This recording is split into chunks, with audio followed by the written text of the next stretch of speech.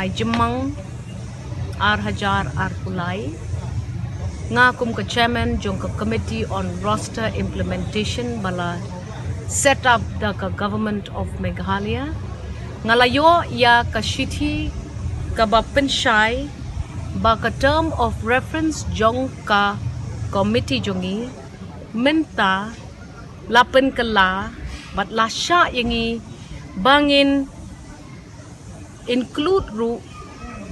discussion on matters related to the reservation policy. Kabamut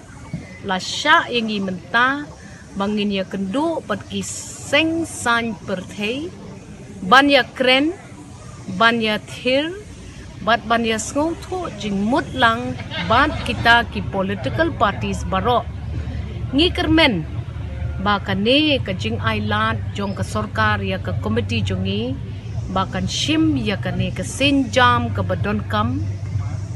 kan ulong kata kalat kelinti ka kabuk siar na kabenta ki seng san perthei baro ki badon hakajala ka bai ki jongi ngin don meeting biang hakalai poitrik bat ngikmi lenti bakan ne ka jing yalang ka jongi kan nanglong ka kabu bangin ya snuthu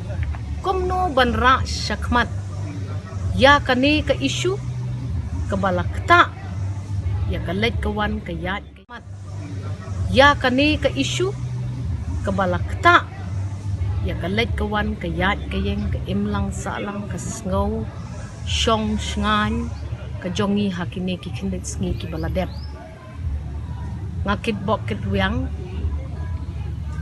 ya kinong song snong jong ka jala ka bai ki jongi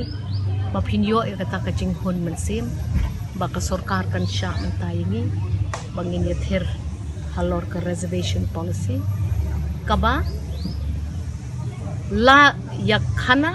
nakadaw bakawan ka court ruling kababata ingi hadin ka court ruling ba ni don kam man pentre kam ya ka reservation policy da kaba ni thau ya kata ka roster